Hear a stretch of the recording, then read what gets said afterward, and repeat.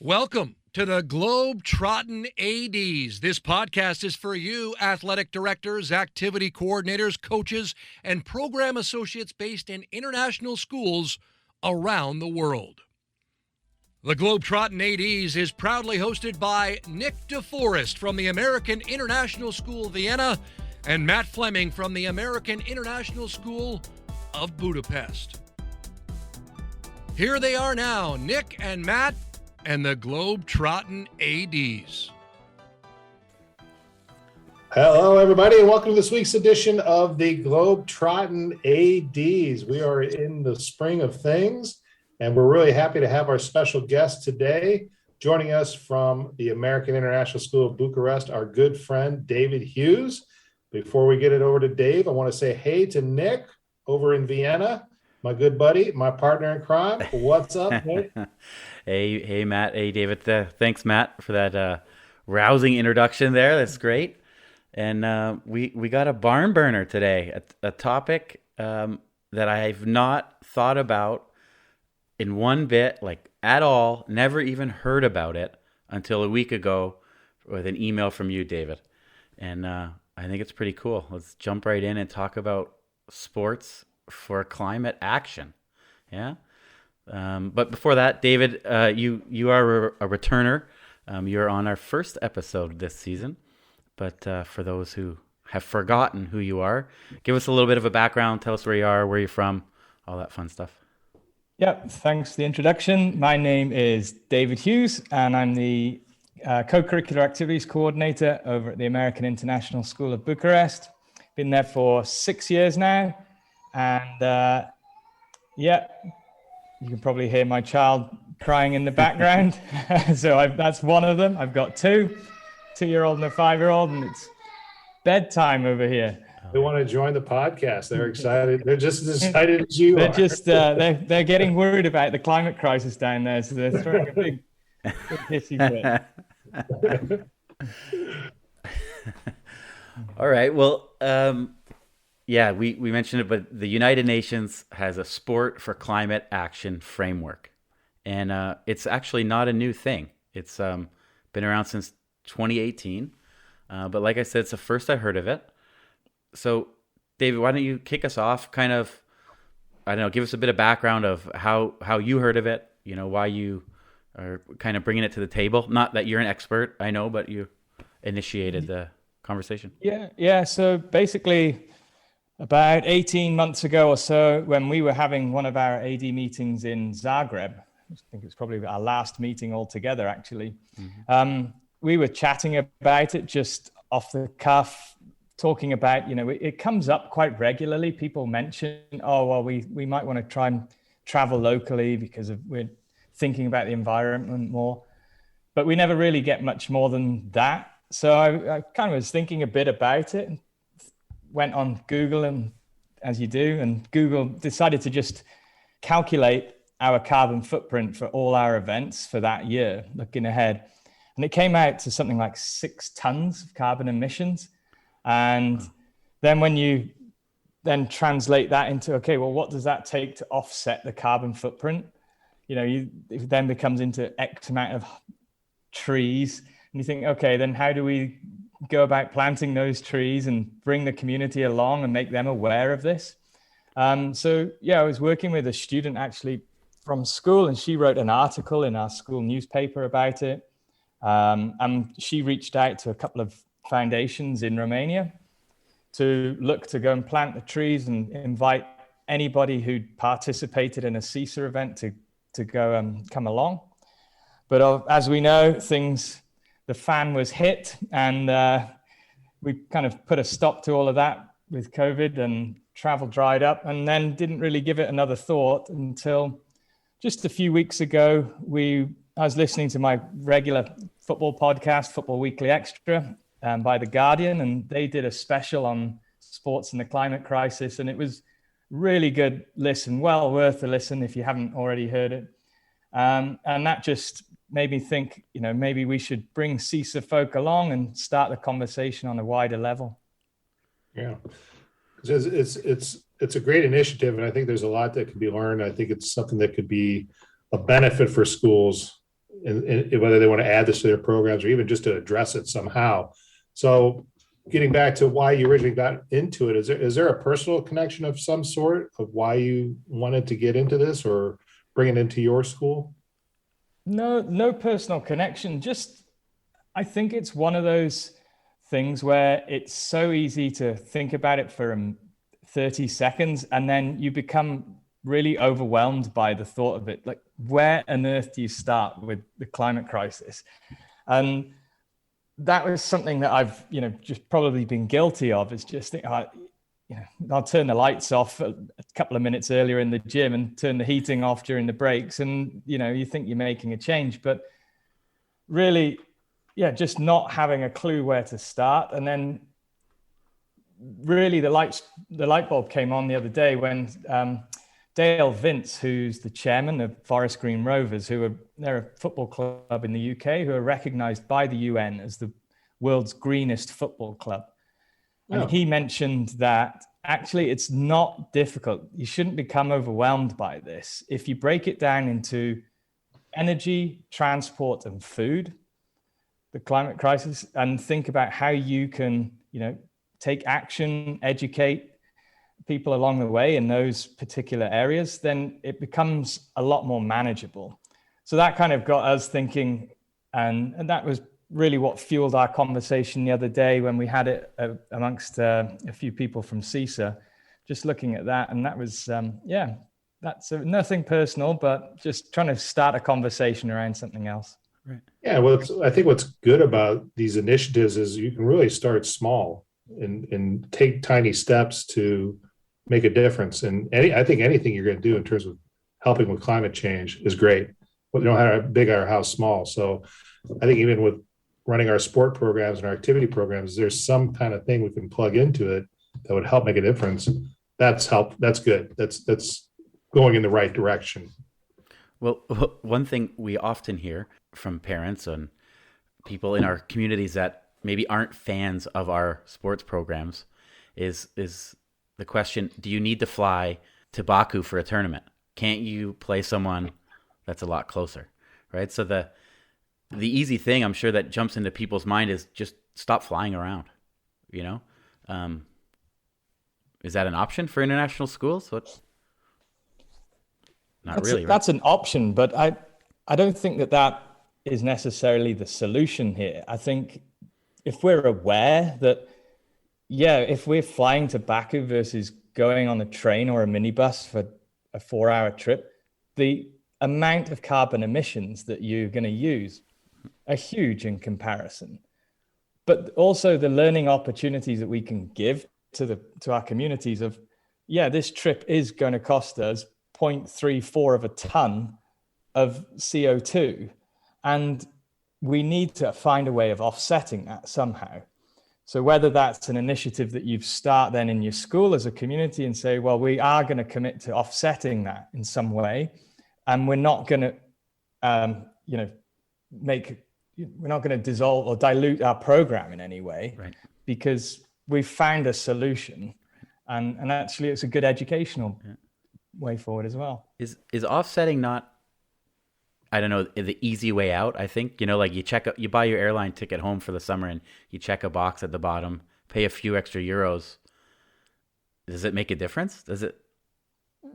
I don't know about at the airline level. I mean, you could as a school commit to saying, we're going to offset all our carbon emissions, and you calculate it and you throw money at something, reforestation in sub-Sahara, and you commit to planting that many trees there. And that's like an easy way. And it is perceived by quite a few people as a bit of a smoke screen, as an easy ticking the box to the problem. But, we all live in Europe where it's a forest continent, and there must be initiatives within all of our countries that are doing this now, replanting forests. And if you can find a way of bringing your community into that and getting kids involved and parents involved in that, it's only going to help support the program, I think. Well, and like a lot of things we do in our programs, you just never know who you're going to inspire kid-wise or want to plant a seed, so to speak, since we're talking about planting trees, but you never know, what a kid, to degree what a kid will go with this. They'll take this idea. They could go into studying it after their time at our international school, take it into university, make a career out of it. I mean, I'm sure we have some parents in our community who are working for NGOs that are specifically tied to, global climate change initiatives. So I think that's one of the positives too. Anything we can do, these tiny steps, I think are great. Right. And I think it also depends to what degree your school is committed to supporting these programs or developing things. I mean, I can think for an example, in our schools, a couple of years ago, we put solar panels on the roof. We've got loads of panels on one of the big roofs running on the top of the building, which is great. And you can actually see how much energy is going in and off the grid. There's a what do you call it? A monitor that will tell you that. It's just, I mean, it's great PR for the school, of course, but it's that impact that it could have on a kid. You just don't know until later on. Right. Well, Dave, I like how you mentioned it's overwhelming, but it's not that hard. You can just start, right? You just got to get at it and start. And I think the document from the UN is nice in the fact that it has 5 principles. You don't have to do all 5, to make a difference. You can focus on one or more. And let's just talk about those principles quick. The first one is to undertake systematic efforts to promote greater environmental responsibility, right? So I don't know, just to promote, right? Responsibility. Exactly, yeah. Talk about it, right? That's principle 1. Yeah. And when you look at these, they are purposefully designed to be relatively simple things to talk about. That was something that the UN were quite clear about, and there was a lot of criticism around that as well, of like, oh, this is too diluted, it's too easy. Yeah. But the idea behind it is that they want people to sign up, and we can sign up as schools, and sports teams can sign up, and clubs around the world, but they want it to be achievable. And that one, in terms of number 1, is something that's systemic. That's a simple system that we could build like we did, just recognizing your carbon footprint and then sharing that out in your community. That's number 1 done. Yeah. Absolutely. And I think it even gets easier as we go down the list, right? Number 2 is reduce overall climate impact. And I think, that's the flights, like you mentioned, maybe a bus instead of a train instead of a plane. But also I think that's where the offset comes in too, right? And number 2, that's where you can do the... Yeah, and you can also get like really creative around it as well.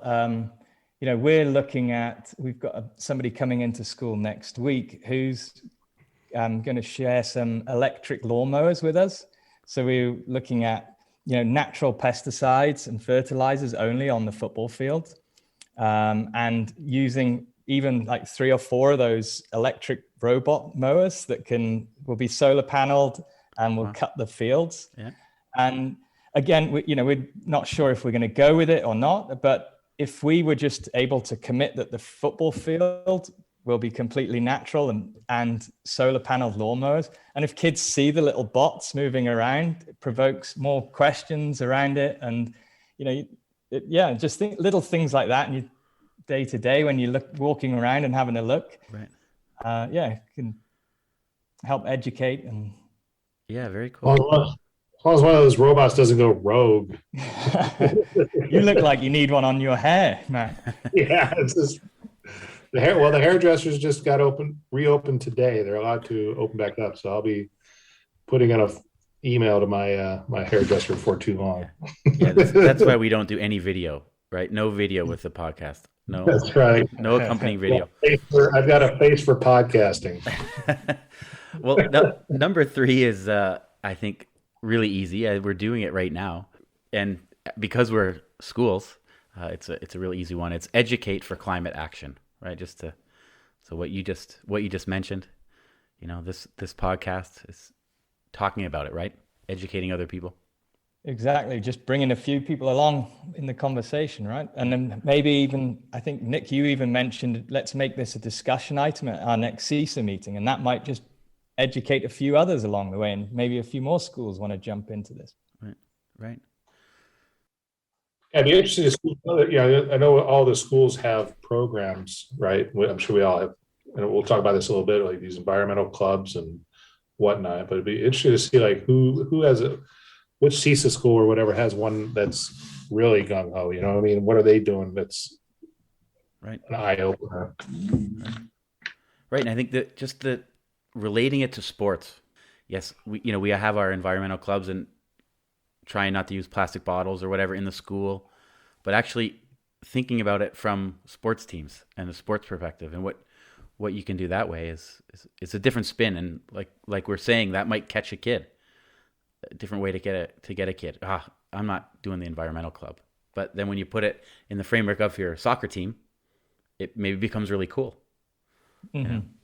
We also spoke about a couple of other funny ones just the other day, and it was just shooting the breeze as well, having a bit of fun around it, where, imagine if you, on one of the days of your tournaments, made all the coaches use public transport to get to and from school, and that would it's poking a bit at it, but it would be interesting. And, this is our reason why, and this is, right. And then another one we thought about was, on one day of the tournament, we all eat completely vegan. And again, that's food waste is a huge impact, and the food miles, and just raising awareness during the tournament, things like that. So now no one's going to want to come to Bucharest for any tournaments, right? Well, Jason Bowie, if you're listening, you're a trendsetter there at VIS. Everyone taking public transport from the airport. There you go. Yeah. Two more. Promote sustainable and responsible consumption is principle number 4. So I think they're all really relatable, right? They all relate to each other. Yep. That one, we spoke about that even before, right? For us, the international schools, it's the transport one that's big for us, I think. Right. Sure, and bring your own water bottles to your own tournaments. That's been a trend now. That's been more. You're seeing more and more, of course, and not using the plastic cups and just making it a little tighter as well. Right. Again, though, this could look to our facilities as well. More, consumption of energy. How much longer are we leaving the lights on in our gyms or the heating on after people have used it? How often do we use the sprinklers on our fields, and where's that water coming from? Things like that as well. Yeah, I think it comes down for us as ADs, right? We got to make sure we have a good relationship with the grounds folks, and you'd hope, be sure that they're on top of that and trying to make the school as efficient as possible, because it's a cost factor as well. So that's budget impact when you're talking about consumption and how much energy you need just to run the facility, depending on how big your facility is. And but them being on board with whatever you're trying to do in your school that's climate related is important, I think, too. Right. Well, what's our last one is advocate for climate action through communication. And I think that's what we were starting to get into, and kind of our last section is what we can do at our tournaments. Yeah. And even, Earth Weeks at school or Earth Day, and when they're highlighting it, just seeing if we can get a spotlight on sport during those events, when, things like that always help. All right. Well, let's take a quick ad break, and then we'll come back and really try to get some takeaways and what things we can do now at our schools. Coach Evaluator is the premier coach evaluation software for schools and athletic organizations, and preferred coach evaluation solution of the NIAAA and the Positive Coaching Alliance. The system is completely customizable with an always growing evaluation template library for athletic directors to reference. There are not only evaluations for ADs to use, but also self-evaluations and parent-player evaluations of coaches. Learn more about digitizing and simplifying your coach evaluation process by visiting www.coachevaluator.com. Mention Globetrottin ADs to receive a $200 discount on the yearly rate. Kukri are a global multi-sport clothing brand specializing in providing the world's most prestigious schools with bespoke made and designed team uniforms for students of all standards and abilities. If you are frustrated by inconsistent colors, branding, costs, and sizing across your school's uniforms, then it's time to discuss an offering where every sport is available from softball to soccer for male and female athletes at rates to suit your budget. To find out how Kukri could elevate the apparel of your student athletes to a professional level, email the team at contact@kukrisports.com. A dedicated sales manager will offer you a quote today. Mention this ad and receive a special offer on your coach or PE staff order. All right, welcome back. Once again, we're joined by our guest today, David Hughes from the American International School of Bucharest in Romania. And we're talking about sports for climate action, different ways your sport program can initiate some things in your programs to highlight the idea of climate action initiatives and making your school a little bit more green through your sport programs. Yeah, and we shared some ideas as we talked about through the 5 principles and to start it off. But, we had a good meeting last week, David, and I think we don't want to just put this on the back burner, right? So what are some things we think we can do on a scale across a conference? Because every country is different, maybe has different regulations, but as a conference-wide thing, what are some things we can do? Yeah, the meeting that we had last week, it was really interesting. And I think for us, the 3 big things that we spoke about were, the takeaways that we kind of agreed would be good, would be to have maybe CISA-wide season awarenesses. So each season we would dedicate to a particular awareness around climate action. So we spoke about maybe plastics being one, and the use of plastics at tournaments and even throughout the season, maybe even, food being one, or energy consumption, and just a few ideas. So each season we would just focus on one aspect, and we would do that across the whole of CISA, share ideas of how we were doing it across schools, and really highlight. So when students come to tournaments, they're getting another learning experience as well. Right. And that may be, like you said, different from country to country, right? So for, we can drink from the tap in Vienna, so it's easy to just bring water bottles. But in other countries, that's not the case. But that's okay. They don't have to not do that for the tournament, but just talk about why, and raise the awareness, right? So we can't drink out of the tap here, and we can't do this, and this is why, and this is how you can help. But we could recycle, and this is how we do that. So it's a different conversation. Yeah, exactly. But I like that as a theme, because if it's a big theme, you can get into it a lot better, I think, and connect, right? And the kids can connect over that theme in their country or city or whatever it is. But that's what I find, too many little things, maybe they don't add up, where, you concentrate on one thing and really focus on it, right? Yeah, that's what the idea of a theme I think is great too, because it's something every school can do. It's like a set idea that everybody's is attaching to as a CISA school. So when you go to a CISA event, if they were to happen when they happen again, of course, the kids would already understand and know, if they're participating in it as well, what the impact of that particular theme is, or what the idea is, or maybe there's an activity connected to it when you go to that school for that event, and they're already familiar with it. So that I can see how that could take off. That's a good idea. Right. And David, you mentioned that you've done your carbon footprint for international travel. You figured it out. How did you go? How does someone go about doing that? If they, where do they start? Is there a website? Is there? We took all the locations of where we were going to, and then it was carbonfootprint.com. Okay. And we calculated it as one. So we didn't add up if 10 students were going, it was 10 times bad. It was just one For example, trip to London is 0.34 of a ton, no matter if you've got one child or 7 children, because it's one flight. The plane, okay. Yeah. So that was how we calculated it, and we did it for the whole year. And you can see it came out at 6.6 tons. And really interesting, the flights, the carbon emissions on those are huge. So like I said, to London, 0.34, but a bus journey to Sofia is 0.01. So it's tiny in comparison.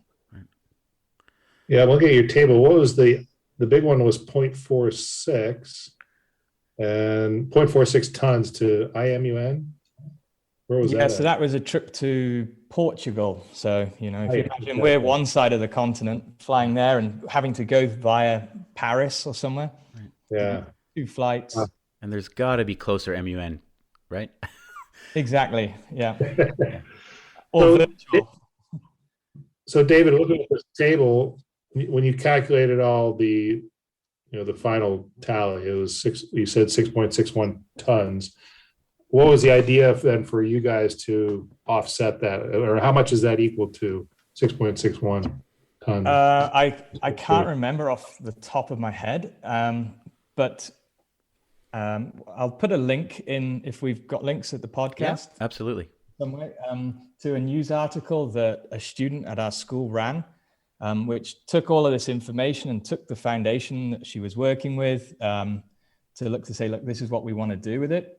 It's great. Like I said, about 12 months old now, the article, but it gives you an idea of where the direction that we were looking to take this. Mm-hmm. So we then, we calculated how many trees 6.61 tons would be in order to offset. And again, you're never going to be exact, are you? But just a rough idea that we're trying to offset. Right. No, that's good. That's a good place to start, right? To recognize what you're doing first, I know that in SCIS, or in ISST, some of the schools are looking at different locations for the tournaments to cut down, to maybe get a few more schools in different places. Just be mindful, and if you can take a bus there, and if the tournament's there, then these 5 schools could all take a train, and less people have to fly. Yeah. So as a conference as a whole, it's good. I wonder if there's other conferences out there or schools that our international school community that are already signed up for this. And if you are, let us know. Let me know what you've done or plan to do. But some other things were great. You talked about the food. Those 3 things you mentioned at the beginning, David. One of them was food, right? Yep. So energy, transport, food are the 3 big things. Yeah. Right. So just, break it down there, and what little bit of food can we do at tournaments, right? Lots of our booster clubs, notorious for having lots of junk food, quick food that kids can eat and go, maybe more packaging around them, things like that. So that's probably an easy thing at a tournament, right? Healthier menu options. Exactly, yeah. And then the other thing that we spoke about at the meeting the other day, the session that we had, was the idea of making CISA, recognize that they're carbon neutral. So that was obviously that conversation hasn't gone all the way up to them, but that's something that we spoke about, of taking that idea to them and saying, well, it's not just the sports programs that consume all this energy and transport. Right. CISA as an organization, part of what we do so well is the collaborative piece, where principals get together and directors get together, and there are workshops for counselors and coordinators, and that's a lot of transport as well. And if we could, as an organization, say, well, if you're on one of these trips, you have to acknowledge your carbon footprint, and we have to offset it in some way. And even as going to the conference, committing to that would be good as well. Right. We talked about an eco school. That's what it's called, right? Eco schools kind of seal of approval, right? There's organizations out there that. Yeah. Yep. So there's lots. Dave Horner found a few, and he put them in our links of resources that we started gathering. And then the idea of maybe even coming up with a bronze, silver, and gold at CISA level, where you can say, okay, for bronze, I have signed up to the UN Sport for Climate Action, and we're able to evidence that we are committing to one of those for this year. And then for the silver, maybe you sign up and commit to 3 of them, and for the gold, sign up and commit to all 5, something like that. Yeah, that's cool. And you said sign up, so I want to make sure I'll put all the links that we have in the episode description. So there'll be lots of resources for anyone listening that wants to hear about this from other people than us, or read some more. But there's a letter of commitment, right, that you can sign on behalf of your sport organization. It doesn't have to be a school, but obviously can be. And then you send that to the UN, right? And then you're officially on the list. Yeah, so you're a signed up person or organization, and then by doing that, you're committing to those 5 principles. Right. So it's just bringing more awareness as a school towards it. Right. So. I think it's great, and like I mentioned, I hadn't thought about it at all. Maybe heard about it, but there's so many things that we're working on. There's child protection, there's women in sport, and there's discrimination, and all these housing, curfew, all the things, so it is another thing for the list, right? But it's one with could have a massive impact, right? Exactly. And I think, just to reiterate, I'm not much further down this path than you, where you've just thought about it. And if there's anybody out there who's listening and is further down this journey than us, and they've really taken action, then we'd love to hear from you, just to see what you've done and how you've gone about it, so we can all learn. Right. Just start, right? That's the thing. Don't worry about big steps. Another huge project to undertake, right? It could be small little things, and I think if it is done conference wide, that it makes it easier for everybody, right? No matter what conference or what area of the world you're in, if it's something that the conference says they're going to do, then as a school you can say, well, hey, we need to do that because the conference is doing it. And it's just a bit easier, to get people on board and be part of something bigger. Right? Yeah, exactly. So here's a quick quiz for you, Matt, because Nick was there the other day. But sport globally, how much do you think it contributes towards the climate crisis? You're going to go massively over now. As a percentage. Think about all the international sports competitions, the World Championships and Olympics, the Super Bowl. Wow. I'll take you out of your misery, it's actually so sport globally. They estimate that it contributes towards about 0.8% of the world's carbon emissions. Oh, okay. And broken down, I think football's the highest at 0.3 of that. And that's, to put that into context, that's roughly about the same carbon emissions that a country like Poland would emit in a year. So it's quite a huge amount, really, and when you think about it. Because the number's small, but it's a massive, like it's small but big, right? Like you said. Because when you just say that stat, it'd be like, wow, that's nothing. Forget it. Let's not do anything about it. Keep doing what we're doing. Mm-hmm. But no. How do they gather all that? The question is, how do they get all that data? That's interesting. That's one for another podcast. Get some math teachers on with us. That'll help. All right. Well, David, thanks for bringing this topic to the table, at least for the CISA group, and now maybe with this podcast, some other people as well. And it is something new, fresh to think about. Yeah, I like it. So thanks. Thank you. Yeah. It'd be a great potential CAST project for a kid out there, possibly. Exactly. How does it impact the sport program, or how do you make your sport program contribute to the green initiatives in your school? So thank you, David, for joining us once again, and all the best. Thanks for having me. Until next week, this has been another episode of the Globetrottin ADs.